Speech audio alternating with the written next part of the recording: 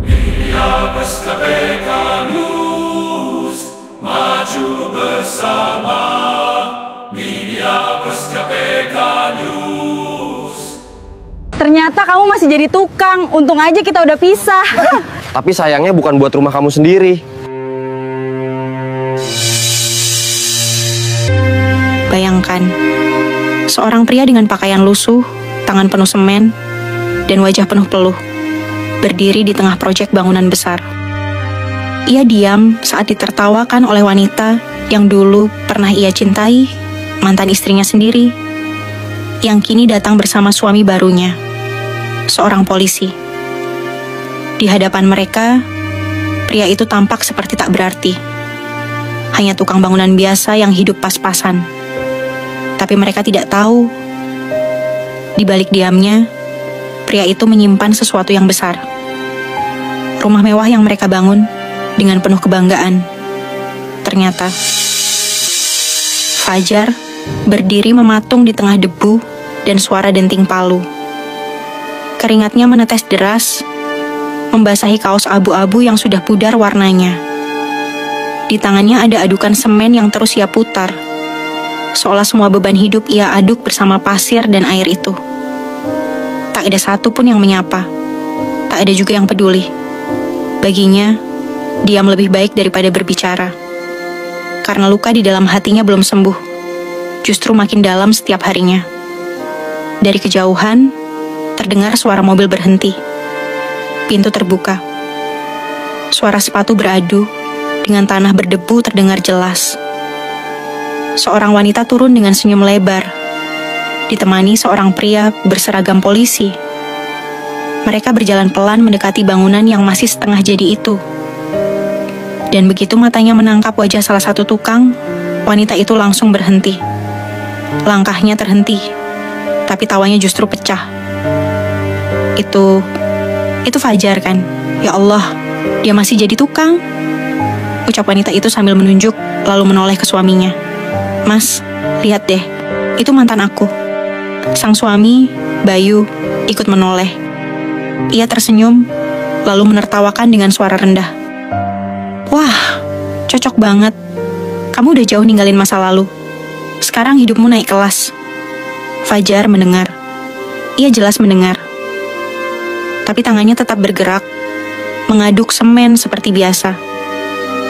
Ia tak menoleh, tak bicara, tak menunjukkan satu pun emosi di wajahnya. Padahal, yang berdiri di hadapannya itu adalah wanita yang pernah ia cintai sepenuh hati. Wanita yang ia nikahi dalam kesederhanaan, tapi pergi karena tak kuat hidup bersamanya. Dewi melipat tangannya di dada, senyum menyeringai di wajahnya. Masih kuat ya kerja berat kayak gitu. Harusnya dulu kamu lebih ambisius, biar aku nggak perlu ninggalin kamu. Bayu tertawa, lalu menggenggam tangan Dewi dengan bangga. Kamu sekarang hidup enak, sayang. Biarin aja orang kayak dia tetap di bawah. Mereka pun melangkah masuk ke dalam rumah yang masih setengah jadi itu. Fajar berdiri membatu. Ia menarik napas dalam-dalam, menahan segalanya agar tidak tumpah. Ia tahu ini rumah milik Dewi dan Bayu. Tapi tak ada satupun dari mereka yang tahu tanah yang mereka bangun ini milik siapa. Ia memejamkan mata sesaat. Suara tawa mereka mengiris dadanya. Tapi Fajar sudah terbiasa disakiti dalam diam. Ia hanya membuka mata, lalu kembali bekerja. Karena bagi Fajar, harga diri bukan ditentukan dari seragam, bukan pula dari jabatan. Sebab suatu hari nanti, segalanya akan terbongkar. Langit siang mulai mendung. Angin pelan berhembus, membawa bau semen basah yang masih menempel di pakaian Fajar. Ia duduk di pinggir tumpukan bata, membuka bekalnya yang dibungkus daun pisang. Nasi dingin dan tempe goreng sisa semalam, ia makan pelan tanpa suara. Di sekelilingnya, para tukang lain saling bercerita, tertawa kecil, membahas proyek, gaji, dan impian sederhana.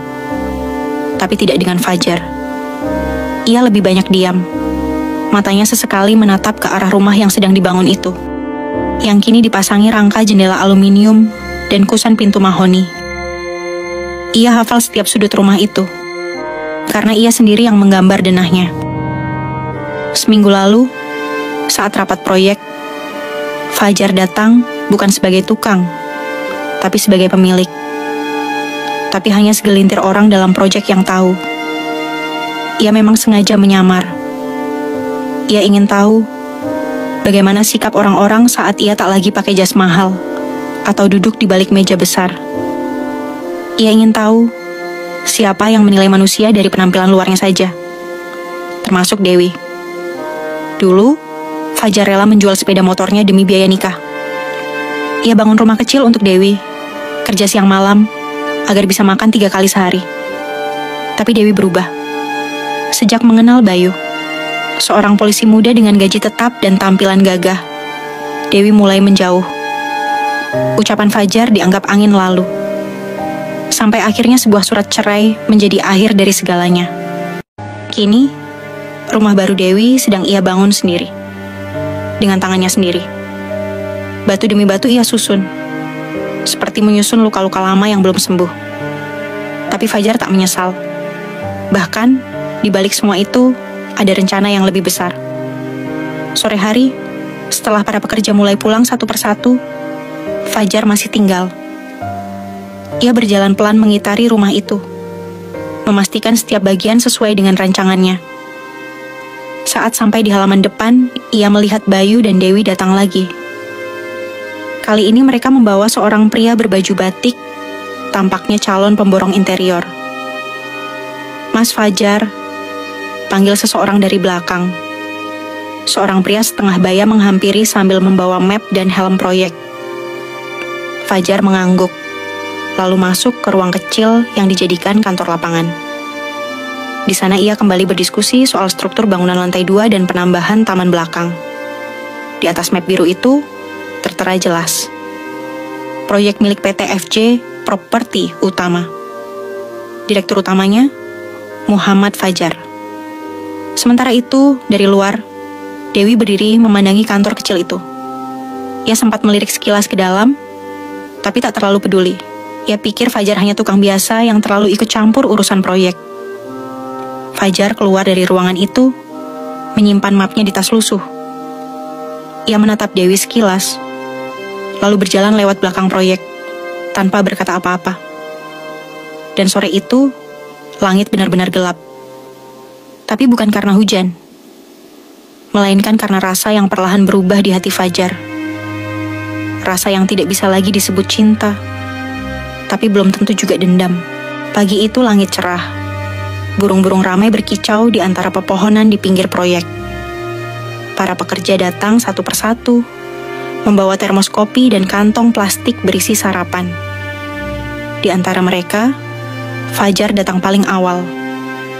Ia membuka gembok gudang peralatan, memeriksa bahan bangunan, lalu mencatat sesuatu di buku kecil yang selalu ia bawa kemana-mana. Tak lama, mobil mewah berwarna putih berhenti di depan gerbang proyek. Dari dalamnya, Dewi turun lebih dulu, mengenakan setelan baju gamis warna hijau tua yang elegan. Di belakangnya, Bayu keluar dengan gaya santai, kacamata hitam bertengger di hidungnya. Hari itu mereka datang untuk memilih warna cat luar rumah. Rumah 2 lantai yang mereka banggakan, yang katanya dibangun dengan penuh cinta dan kerja keras. Padahal, mereka tak tahu siapa yang sebenarnya menyiapkan semuanya diam-diam. Dewi berjalan mendekat ke arah bangunan sambil memandang ke sekeliling. Ia menoleh ke arah Fajar yang sedang menyusun keramik di teras depan. Ia tersenyum tipis, lalu berkata, "Masih di sini aja kamu? Nggak capek?" Fajar tak menjawab. Tangannya tetap sibuk menyusun keramik, memastikan garisnya lurus. Bayu ikut menyindir. "Kalau kerja kayak gini terus, gimana bisa sukses, bro?" Dewi tertawa kecil. Dia emang nggak akan pernah berubah. Dulu juga begitu, semua serba pelan dan serba pasrah. Fajar masih diam. Tapi dalam hatinya, satu persatu kenangan lama muncul. Dulu, ia juga sering disindir. Tapi waktu itu ia masih berusaha bertahan. demi menjaga rumah tangganya dengan Dewi. Sekarang, ia sudah tidak perlu menjelaskan apa-apa lagi. Tak jauh dari mereka, seorang pria berbadan besar menghampiri Fajar. Pria itu memakai kemeja rapi dan membawa tablet di tangannya. Ia memanggil Fajar dengan panggilan yang membuat Dewi terkejut. "Pak Dir, ini dokumen penyerahan unit yang di belakang sudah siap ditandatangani. Investor dari Surabaya juga konfirmasi datang hari Senin depan." Fajar berhenti bekerja. Ia berdiri pelan, mengangguk, lalu berkata, "Taruh di ruangan belakang, nanti saya lihat." Dewi mematung. Bayu mengerutkan kening. "Pak Dir." Pria berkemeja itu menoleh ke mereka, lalu menatap Fajar sejenak. "Oh, maaf, saya kira mereka sudah tahu siapa Bapak." Fajar tak menjawab. Ia hanya tersenyum tipis, lalu melanjutkan pekerjaannya. Tapi kata-kata itu sudah cukup untuk membuat dada Dewi terasa sesak. Ia mencoba menepis prasangka, mencoba menganggap itu hanya panggilan formal, mungkin bercanda. Tapi entah kenapa, ada getaran aneh di dadanya. Bayu mencoba mencairkan suasana. Mungkin dia cuma nyindir. Mana mungkin tukang jadi direktur. Namun saat mereka kembali masuk ke dalam mobil, Dewi diam. Matanya melirik ke arah pria yang dulu ia tinggalkan. Pria yang kini mulai menunjukkan tanda-tanda bukan sekadar buruh bangunan. Dan Fajar, ia tetap diam. Karena diamnya adalah cara paling tajam untuk membalas semua yang dulu pernah meremehkannya. Hujan turun perlahan sore itu. Gerimis membasahi genteng rumah yang baru selesai dipasang, menyisakan suara gemericik yang menenangkan. Para tukang mulai membereskan alat, menutup bahan bangunan dengan terpal, dan bersiap pulang. Tapi Fajar belum beranjak. Ia duduk di lantai 2 bangunan, mengamati pemandangan dari jendela yang menghadap ke jalan besar. Dari tempat duduknya, ia bisa melihat mobil Bayu meninggalkan lokasi. Sejenak ia menghela napas panjang. Satu hal dalam dirinya ingin menyapa, bicara baik-baik. Tapi setiap kali mencoba, ia ingat wajah Dewi yang tertawa sambil menunjuk dirinya. Wajah yang dulu penuh kasih, kini hanya menyimpan rasa angkuh. Fajar membuka ponselnya. Di layar terlihat ratusan pesan tak terbaca. Grup internal perusahaan, notifikasi email dari investor, tawaran kerjasama dari bank syariah, dan jadwal presentasi. Tapi yang menarik perhatiannya hari itu adalah satu pesan singkat dari sekretaris pribadinya. "Pak Fajar, rapat dengan pihak Singapura disetujui. Lokasi, kantor pusat FJ Property. Waktu, Kamis, pukul 14.00. Fajar menutup ponselnya. Hujan belum reda, tapi pikirannya sudah melesat jauh. Ia mengingat satu hal penting. Rumah yang sedang ia bangun itu, yang katanya milik Dewi dan Bayu, sebenarnya bagian dari paket kerja sama eksklusif antara perusahaannya dengan pihak luar negeri. Seluruh kafling di kawasan elite itu berdiri di atas lahan miliknya. Dan satu-satunya alasan ia menyetujui proyek itu adalah karena ada nama Dewi di dalam daftar pembeli pertama. Ia ingin tahu, bukan karena cinta, tapi karena penasaran. Apakah Dewi benar-benar bahagia setelah meninggalkannya? Fajar bangkit, menuruni tangga proyek, lalu menuju kontainer kecil yang dijadikan ruang administrasi. Di dalamnya, beberapa berkas baru menumpuk. Ia membuka salah satunya. Dokumen legalitas tanah, surat jual beli, dan nota pemesanan bangunan atas nama Bayu Santosa dan Dewi Anggraeni. Ia tersenyum pahit. "Akhirnya kamu kembali juga ke hidupku, meski hanya sebagai pembeli." Tak lama kemudian, pengawas proyek masuk ke ruangan. "Pak Fajar, tadi Pak Bayu sempat tanya soal penundaan pemasangan pagar. Katanya dia mau diskon tambahan." Fajar menoleh. "Tunda saja seminggu, saya yang urus langsung." Pengawas mengangguk dan keluar. Fajar berdiri di depan jendela kontainer. Hujan mulai reda, menyisakan tanah basah dan aroma semen yang kuat. langit sore terlihat murung. Dan dalam hati Fajar, terselip rencana yang belum selesai. Bukan untuk membalas, tapi untuk menyelesaikan cerita yang pernah ia mulai. Cerita yang dulu ditinggal tanpa penutup. Kini akan ia tutup dengan caranya sendiri. 1 minggu berlalu sejak kejadian sore itu. Proyek pembangunan berjalan cepat.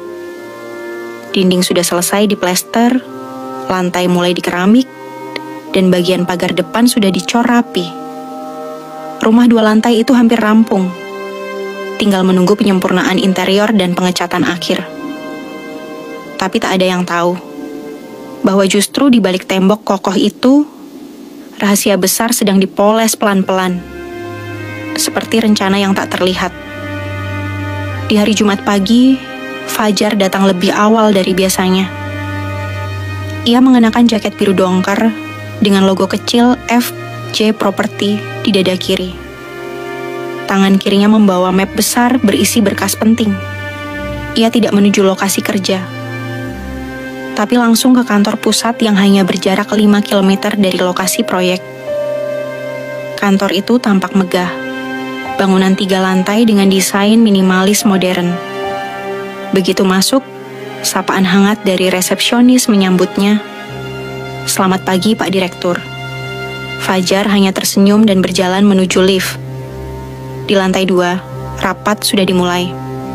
Para investor dari Singapura, Jepang, dan Malaysia duduk rapi menghadap layar proyektor. Di layar tertera nama proyek besar, The New Green Valley by FJ Property. Rapat berjalan serius. Presentasi disampaikan oleh tim keuangan, pemasaran, dan arsitek utama. Tapi di akhir sesi, Fajar sendiri yang maju ke depan.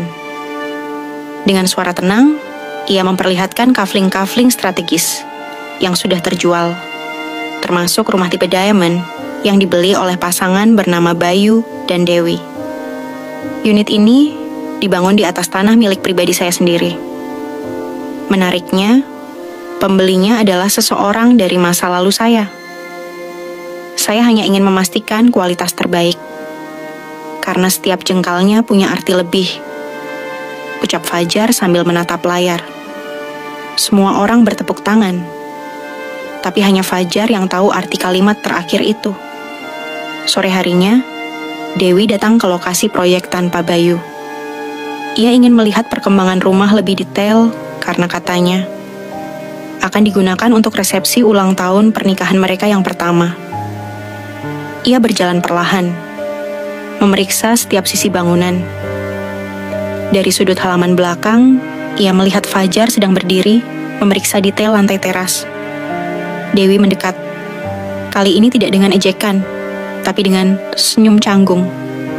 "Masih kuat kerja beginian?" tanyanya pelan. Fajar menoleh, menatap sekilas, lalu kembali menulis sesuatu di kertas kerjanya.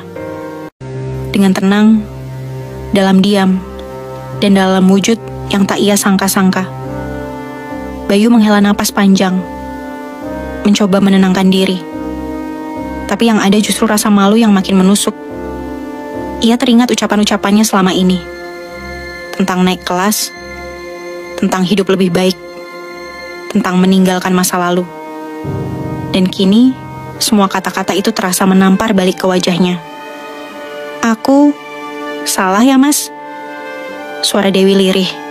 Bayu tak langsung menjawab. Ia tahu pertanyaan itu tidak butuh jawaban, karena kenyataannya sudah terlalu nyata. Keesokan paginya, Fajar kembali ke lokasi proyek seperti biasa. Ia mengenakan topi kain yang sudah lusuh dan jaket proyek yang masih basah karena hujan semalam. Para tukang menyapanya seperti biasa, tapi kini dengan tatapan berbeda. Sebagian dari mereka sudah tahu siapa sebenarnya Fajar, dan rasa hormat itu mulai tumbuh dalam sikap mereka. Bukan karena jabatan, tapi karena keteguhan yang mereka lihat sendiri. Di halaman depan rumah yang hampir selesai itu, Bayu sudah menunggu. Ia datang sendirian, tanpa seragam, hanya mengenakan jaket hitam dan celana bahan. "Jar," panggilnya pelan. Fajar berhenti, lalu menoleh. Bayu berjalan pelan, lalu berdiri di hadapan Fajar. Tidak lagi dengan wajah tinggi atau nada meremehkan. Kali ini matanya menatap penuh hormat, sekaligus canggung. "Saya mau minta maaf," ucapnya dengan suara berat. Fajar mengangguk kecil. "Sudah saya maafkan, bahkan sebelum kamu minta." Bayu tertunduk. "Kalau kamu mau, saya dan Dewi bisa pindah. Nggak jadi tinggal di rumah ini." Fajar menggeleng pelan. "Saya bangun rumah ini dengan hati. Bukan untuk memamerkan siapa saya. Kalau kalian memang butuh rumah, tinggalilah. Tapi jangan pernah lagi menilai seseorang dari baju kerjanya." Bayu tercekat. Ia tak mampu berkata-kata. Lalu menepuk bahu Fajar pelan, sebelum berjalan mundur dan meninggalkan lokasi dengan langkah berat. Hari itu, Dewi tidak datang. Ia hanya mengirim pesan singkat ke Fajar. "Terima kasih karena sudah tetap jadi manusia baik. Walau dunia tak memperlakukanmu dengan baik. Maaf. Dari lubuk hati terdalam, aku benar-benar menyesal." Fajar membaca pesan itu, lalu mematikan ponselnya. Ia tahu, permintaan maaf tidak akan mengubah masa lalu. Tapi itu cukup untuk menutup luka yang sudah lama ia pendam.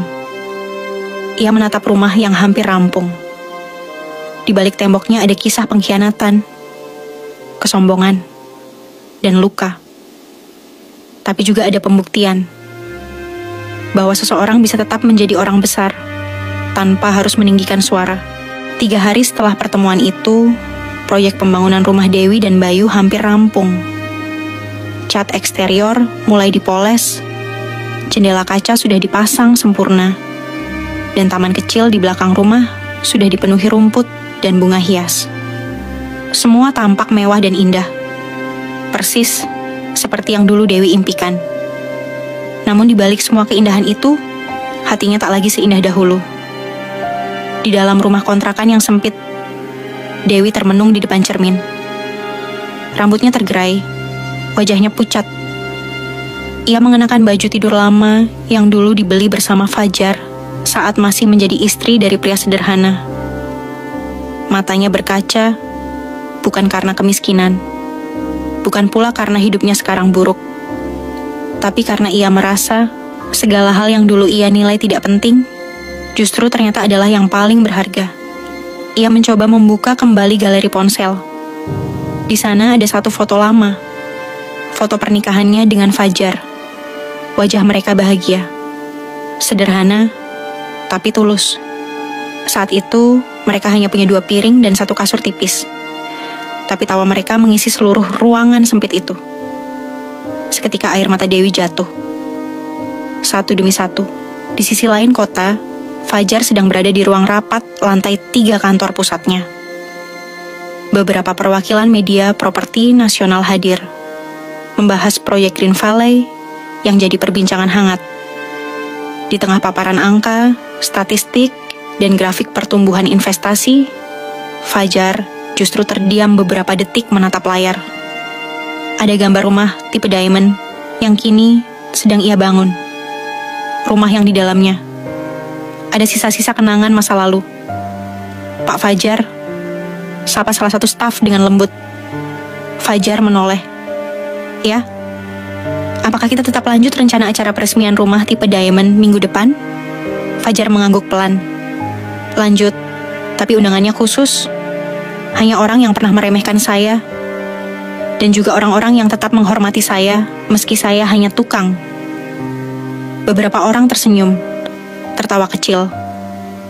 Tapi bagi Fajar, itu bukan lelucon.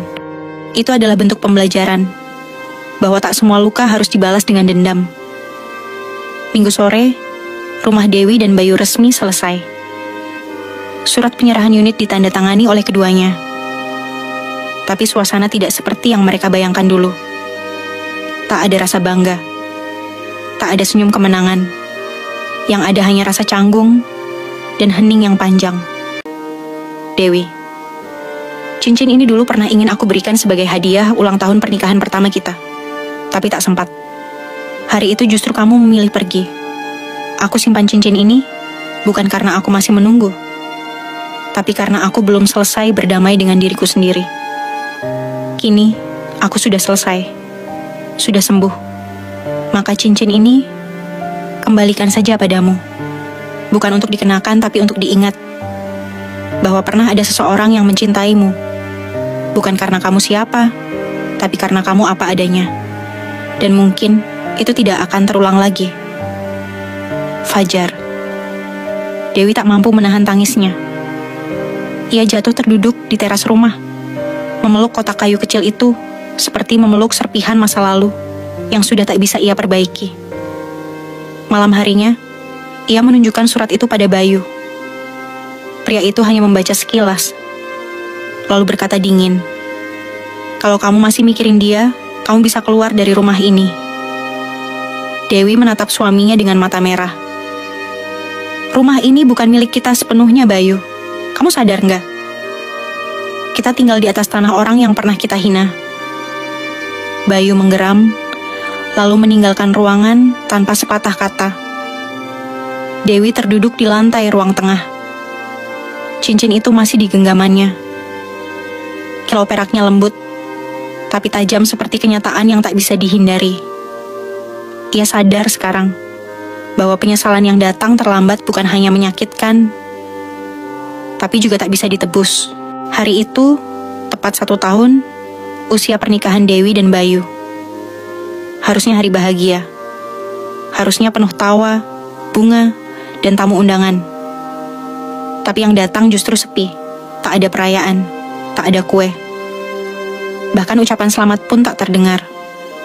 Bayu memilih pergi pagi-pagi dengan alasan tugas mendadak keluar kota. Sementara Dewi hanya duduk di depan meja makan, sendirian, dengan mata kosong menatap lilin kecil yang menyala lemah di atas piring. Satu-satunya hadiah hari itu hanyalah kesunyian dan penyesalan. Di kamarnya, gaun indah yang dulu ia siapkan untuk momen perayaan tergantung kaku di lemari, tak tersentuh. Ia pun tahu tak akan ada pesta. Karena apa yang ingin dirayakan? Jika hati mereka justru saling menjauh setiap harinya? Tiba-tiba ponsel Dewi bergetar. Sebuah pesan masuk dari nomor tak dikenal. "Nonton TV lokal sore ini. Mungkin kamu butuh tahu." Dewi sempat ragu. Tapi karena penasaran, ia nyalakan televisi, lalu mencari saluran berita lokal. Dan di sana, ia melihat wajah yang tak asing muncul di layar. Fajar, tampil rapi dengan setelan jas biru gelap. Ia sedang diwawancarai dalam program khusus profil tokoh inspiratif. Di bawah, namanya tertulis, Muhammad Fajar Hadi, CEO FJ Property, pemilik Green Valley, developer termuda tersukses di kota ini. Jantung Dewi berdetak cepat.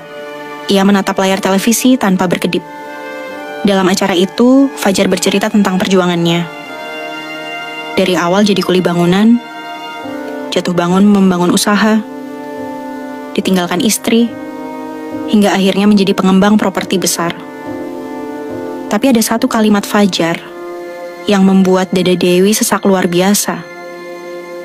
"Saya bukan ingin membuktikan siapa saya kepada orang lain.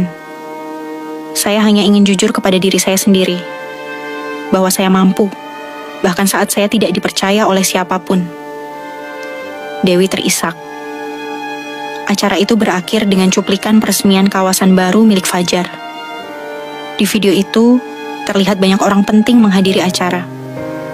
Wartawan, investor, pemilik bank, hingga pejabat pemerintah. Dewi memeluk dirinya sendiri. Ia merasa kecil, sangat kecil, dan sendirian. Hari ulang tahun pernikahannya justru jadi hari di mana ia kembali diingatkan bahwa orang yang pernah ia remehkan kini berdiri jauh di atas yang bisa ia kejar. Sore itu, ia keluar rumah tanpa arah. Hanya ingin menghirup udara dan menenangkan hati. Tapi langkahnya terhenti di depan papan kecil yang baru dipasang di ujung jalan kompleks. Tanah milik Muhammad Fajar Hadi. Lalu satu persatu papan lain ia temui di taman, di lahan kosong, bahkan di area parkir utama. Seluruh kawasan Green Valley berdiri di atas tanah Fajar. Ia menggigit bibir, menahan tangis yang kembali pecah. Dan hari itu, ia akhirnya sadar. Ia memang telah pindah ke rumah baru, tapi tak pernah benar-benar meninggalkan bayang-bayang yang dulu ia buang. Langit mulai gelap saat Dewi kembali ke rumah. Angin sore berhembus lembut, tapi menusuk hingga ke tulang. Ia berjalan pelan menyusuri trotoar kompleks yang kini tak lagi terasa megah di matanya. Setiap langkah membawanya melewati papan-papan nama kecil bertuliskan satu nama yang tak henti-hentinya menghantui pikirannya. Muhammad Fajar Hadi. Ia masuk ke dalam rumah dengan langkah lunglai. Bayu belum pulang, dan ia sudah tak peduli.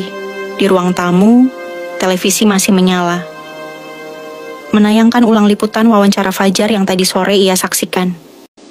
Namun kali ini, suara naratornya yang menghantam lebih dalam. Salah satu pengembang properti tersukses saat ini, Fajar dikenal rendah hati dan tidak pernah lupa dengan masa lalunya. Ia pernah menyamar menjadi pekerja di proyeknya sendiri, demi belajar tentang kehidupan dari bawah. Dewi duduk di depan layar, mendengarkan tiap kata seperti tusukan di dada. Pikirannya melayang jauh, ke masa-masa awal pernikahannya dengan Fajar. Dulu, mereka pernah bermimpi bersama. Makan nasi bungkus di tikar lusuh, tapi penuh canda tawa. Tidur di rumah kontrakan sempit, tapi dengan pelukan hangat. Ia yang dulu sangat percaya pada Fajar, berubah hanya karena datangnya seseorang dengan seragam dan penghasilan tetap. Kini ia tahu, ia meninggalkan Fajar saat Fajar sedang tumbuh. Ia pergi karena mengira pria itu tidak akan pernah berhasil.